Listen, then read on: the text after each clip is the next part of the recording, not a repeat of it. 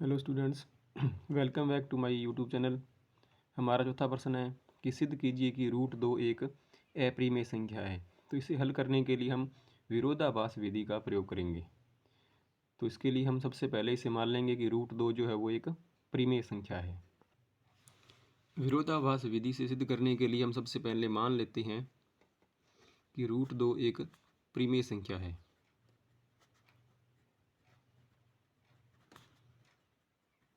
Root दो एक परिमेय संख्या है। अगर रूट दो एक परिमेय संख्या है तो इसे एक भिन्न के रूप में भी लिखा जा सकता है। ये मान लेते हैं हम a बटा b। यहाँ पर a व b क्या है? सह अभाज्य पूर्णांक। a और b सह अभाज्य पूर्णांक है। सह अभाज्य का मतलब है कि a और b में एक के अतिरिक्त अन्य कोई उभयनिष्ठ गुणनखंड नहीं है।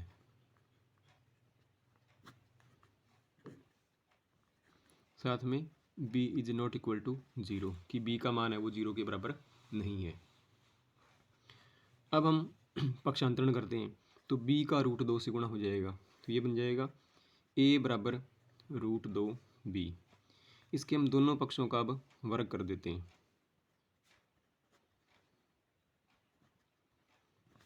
दोनों पक्षों का वर्ग करने पर a का वर्ग a स्क्वायर, रूट दो का 2 और b का b स्क्वायर। अब ये दोनों राशियां बराबर है। बराबर का मतलब दो राशियां पूर्णतः बराबर और उनके गुणनखंड भी बराबर। अब आप यहाँ देख सकते हैं कि जो 2b स्क्वायर है यह 2 से भाज्य है, क्योंकि इसमें 2 का भाग जाएगा, यहाँ पर गुणनखंड 2 है। दोनों राशियां बराबर है, इसलिए a स्क्वायर भी 2 से भाज्य है। दो राशियां बराबर कब होती हैं? जब पूरी तरह बराबर और बराबर राशियों के गुणनखंड होते हैं वो भी बराबर ही होते हैं। तो a स्क्वायर भी 2 से भाज्य है। अगर किसी राशि के वर्ग में किसी राशि का भाग जा रहा है तो उस राशि में भी उसी का भाग जाता है। अगर a स्क्वायर में 2 का भाग जाएगा तो a भी 2 से भाज्य होगा।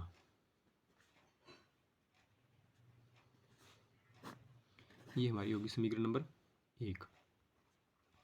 अब जो a है वो 2 से भाज्य है,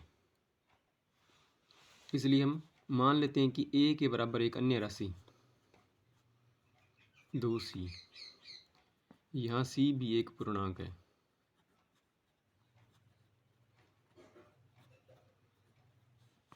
a में 2 का भाग जाएगा, 2c में भी 2 का भाग जाएगा। अब हम क्या करते हैं, ये a का जो मान है वो समीकरण 1 में रख देते हैं। a बराबर 2c समीकरण 1 में रखने पर समीकरण 1 हमारी है a स्क्वायर बराबर 2b स्क्वायर। तो ये बन जाएगा 2c स्क्वायर बराबर 2b स्क्वायर।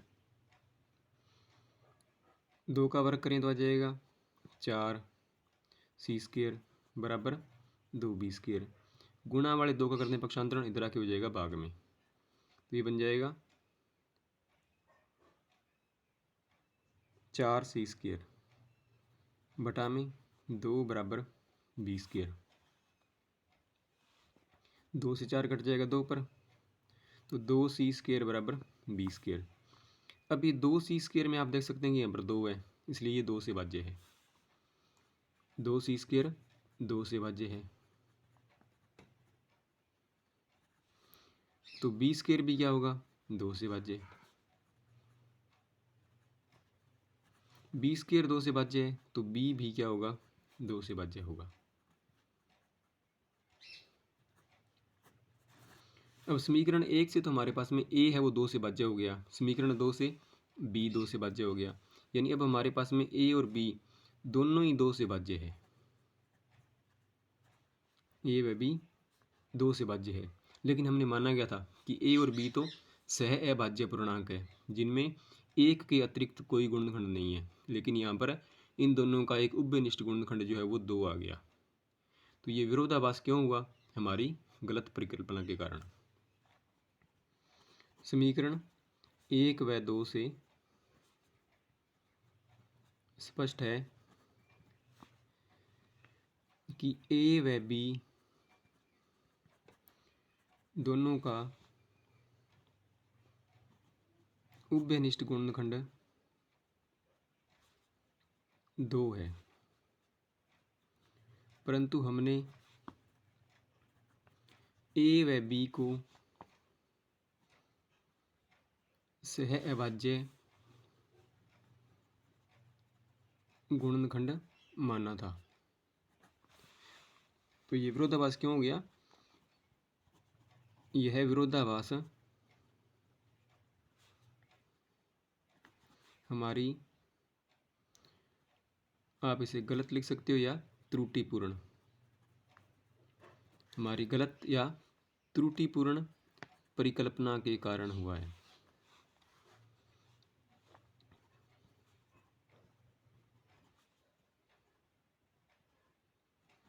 तो हमारी जो कल्पना है कि √2 जो है वो एक परिमेय राशि, वो क्या होगी? गलत। इसका मतलब √2 जो है अपरिमेय राशि है, अतः √2 अपरिमेय संख्या है। यही हमें सिद्ध करना था, हेंस प्रूव्ड। तो इसी प्रकार से आप जो हमने √2 के लिए किया है, ऐसे ही √3 के लिए और √5 के लिए भी कर सकते हैं।